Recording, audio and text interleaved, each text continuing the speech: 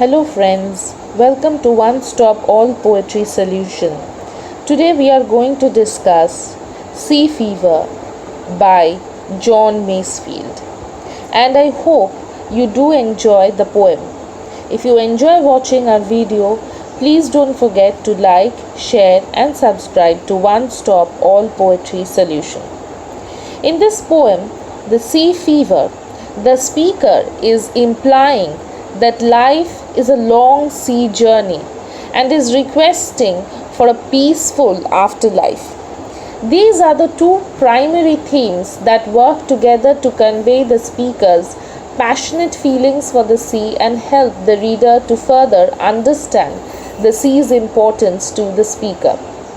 And the various uses of meter, imagery and figures of speech are quite effectively used that brings the reader to the sea. This poem first appears in the book of collected works called Saltwater Ballads, published in 1902. And in 1912, John Masefield was awarded the annual Edmund de Polignac Prize, I hope I'm pronouncing it correct, and was Poet Laureate of the United Kingdom from 1930s until his death 1967. This is the little bit about the background and everything. And the principal theme of wanderlust is something that we find recurring throughout the poem, and it is one that transcends the speaker, and in fact it can be identified with lots of people, numerous of them. In fact, to relate it with his life, Masefield spent a lot of time himself as a sailor aboard different ships, and therefore in this poem there is an effortless demonstration for his love and affinity with this kind of lifestyle.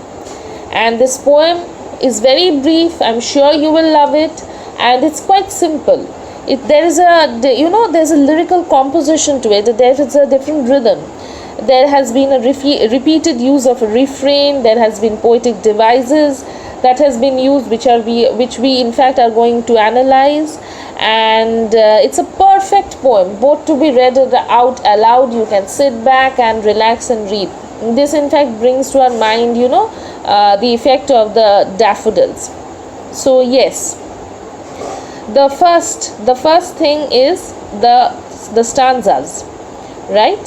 So let's start with the stanzas. I must go down to the sea again, to the lonely sea and the sky, and all I ask is a tall ship and a star to steer her by, and the wheels kick and the wind's song and the white sails shaking, and the grey mist on the sea's face and the grey dawn breaking. So at the outset we are introduced to the poem and what it practically means. I must go down to the seas again, to the lonely sea and the sky. The poet desires to go down to the sea once again to enjoy what he wants, to enjoy the sea, the lonely sea, the sky. And what is he asking? He is primarily asking for whatever he was enjoying. There is nothing practically impossible for you to understand here, and the word meanings clearly state what he desires, right?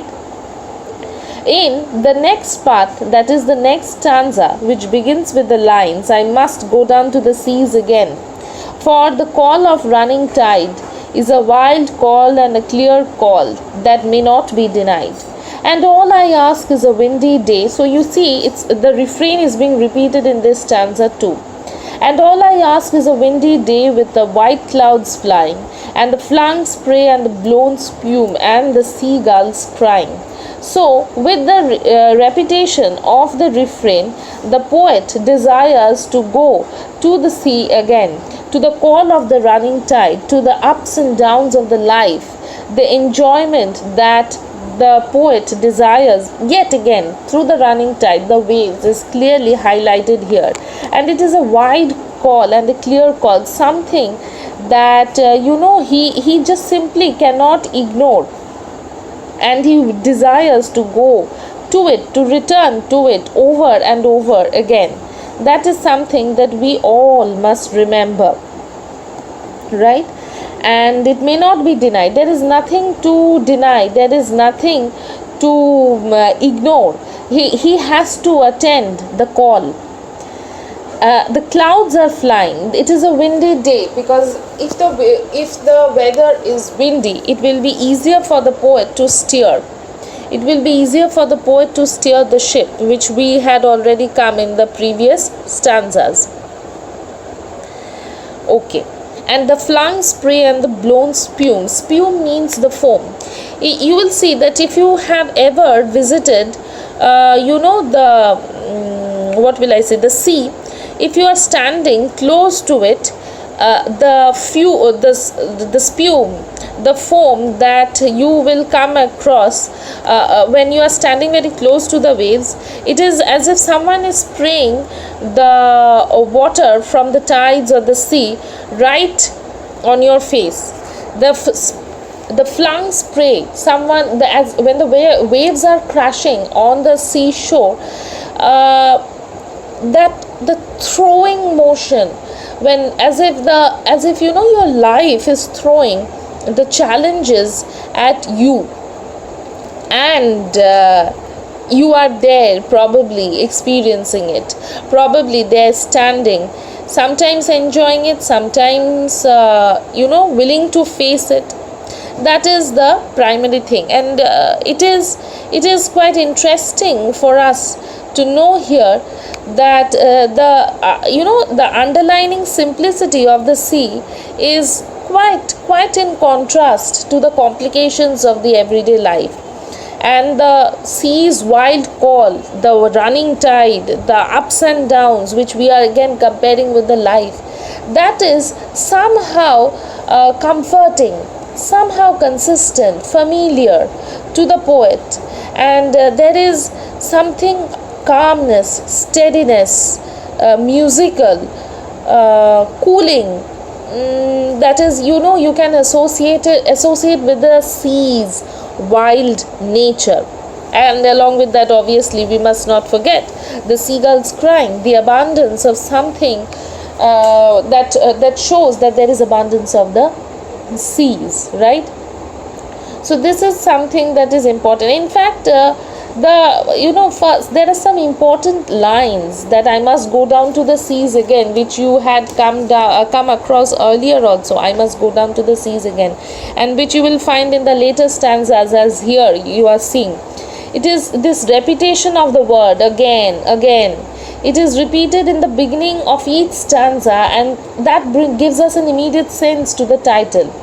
And the poet, before being a writer, as I already mentioned earlier, that he was a sailor by profession. Although he deserted the ship because of his sickness, yet he could not forget the wonderful days he spent on the ship. And he felt, a deep urge within him to return to the seas. And that is why the word again has been used. This is something that you must remember. I must go down to the seas again, to the vagrant gypsy life, to the gull's way and the whale's way, where the wind's like a whetted knife. And all I ask is a merry yarn from a laughing fellow rover, and quiet sleep and sweet dream when the long trick's over. Wow, such beautiful lines. This is where, in fact, the poem ends. And this third stanza, as I was telling, the theme of wanderlust is heightened. It is heightened to